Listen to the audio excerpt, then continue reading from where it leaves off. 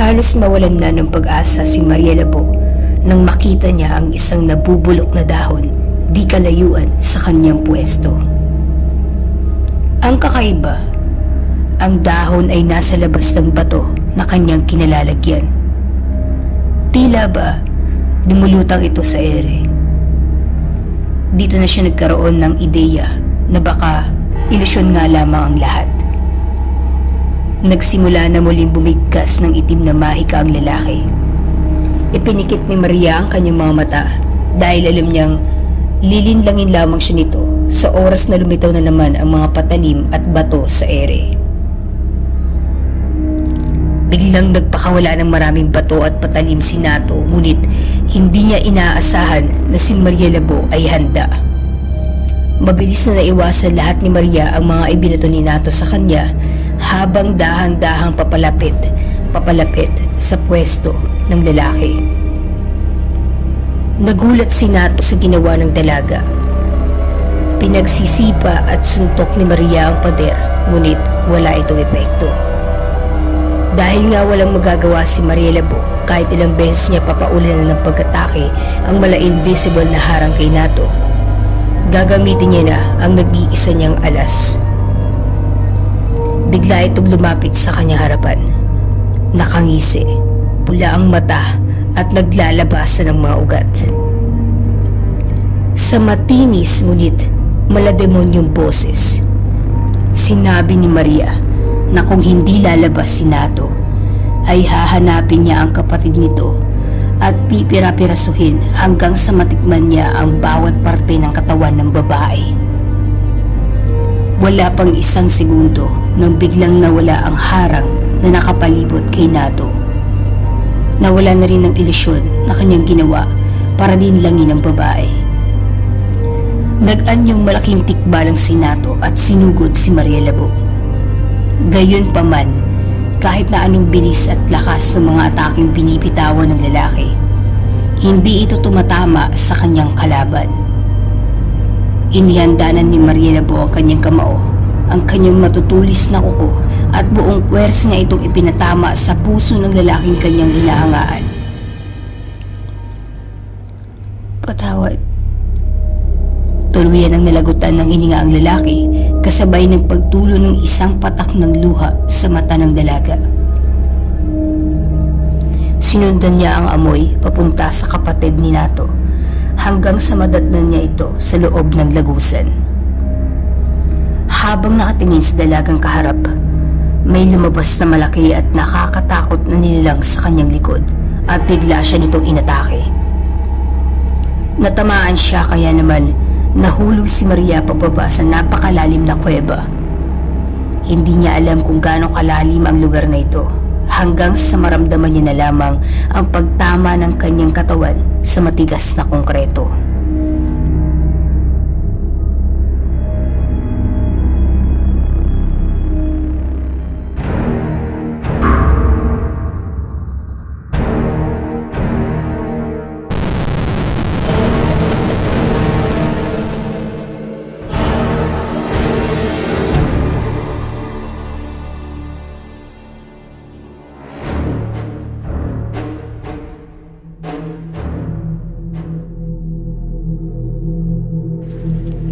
Sa pagpapatuloy ng kwento, nakatingin ngayon si Isabel sa walang malay na katawan ni Maria Labo. Buti na lamang at sinunod niya ang kanyang pakiramdam. Kanina pa siya hindi mapakali kaya bumalik siya sa itaas ng lagusan. Kinakailangan niya pang linlangin ang dalawang kasama para makabalik sa kanyang kuya. At ngayon, nasa harapan niya ang babaeng kinamumuhian niya. Hindi niya pa maaaring patayin ito dahil nais niyang malaman kung nagkita ba silang dalawa ng kanyang kapatid. Napukaw ang kanyang atensyon nang unti-unting gumalaw si Maria Labo. Nagsimula na niyang utusan ang malaking amomongo, isang napakalaking halimaw na may ihahalin tulad sa nakakatakot na gorilya.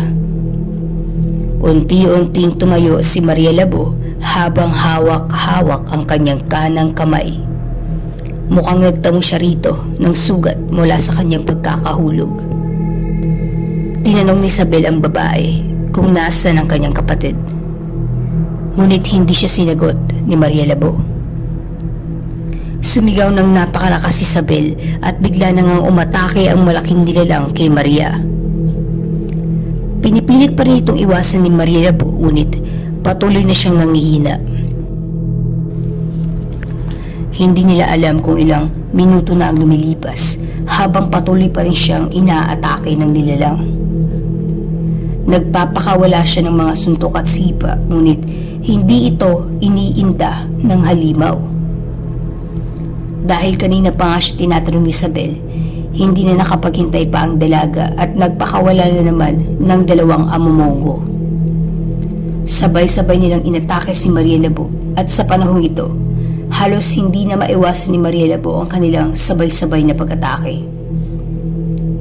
Maya-maya pa, bigla niyang naalala si Beelzebub. Sinubukan niya muli itong kausapin sa kanyang isip at wala pang isang segundo, sumagot ang demonyo. 2 oras pa.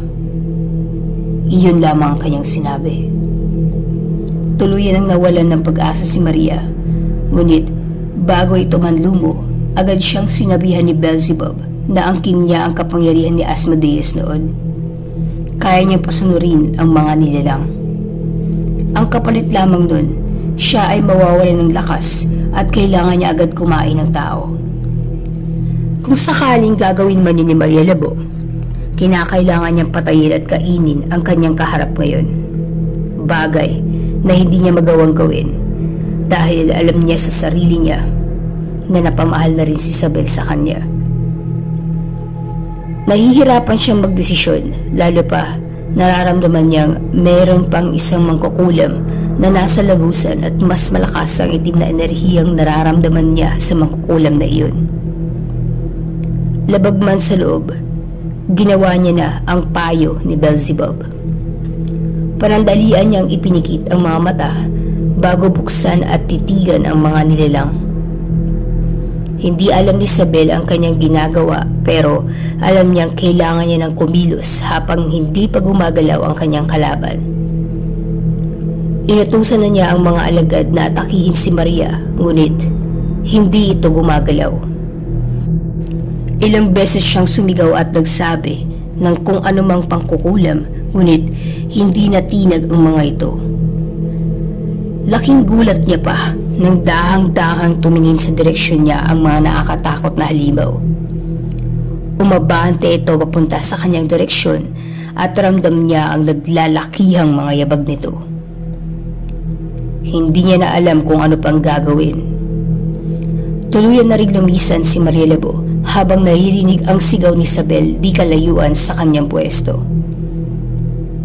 Bakas ang kalungkutan sa kanyang muka, pero kinakailangan niyang hanapin ang mangkukulam na kanina niya pang nararamdaman. Nanghihina, nagugutom at nahihilo na si Maria, pero kailangan niya magpatuloy.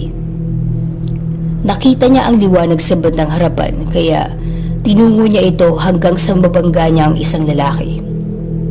Hinawakan siya nito ng mahigpit at tinanong kung asan si Isabel. Nakita ni Maria ang leeg ng lalaki. Siya ay nagugutom at ang lalaki ang pagkain na nasa harapan niya ngayon. Hindi niya na rin mapigilan pa ang kanyang sarili. Sinunggaban niya ang lalaki na kanina lamang ay kasama ni Isabel. Niyakap niya ang nagpupumiglas na mangkukulam. Ninanamnam niya ang sarap sa bawat dugo na pumapasok sa kanyang bibig. Naikiusap ang kanyang bihag, ngunit wala siyang pakialam. Patuloy lamang siya sa pag-ubos ng laman ng binata nang buksan niya ang mga mata at makita ang isang matandang mangkukulam sa likod ng kanyang biktima. Nakatingin ito sa kanya hanggang sa mabilis itong nag-anyong aswang at mabilis na tumakbo papalayo sa kanya. Hindi siya maaaring magkamali. Iyon ang mangkukulam na kanyang hinahanap. Binitawan na niya ang kanyang biktima at dahil ngayon ay mas malakas na siya, sinundan niya ng napakabilis ang matandang mangkukulam. Hindi niya inaasahan ang kanyang nadatna. Sa kanyang harapan, kung saan siya kinalaban ni Isabel, ay naroon ang kanyang sinusundan.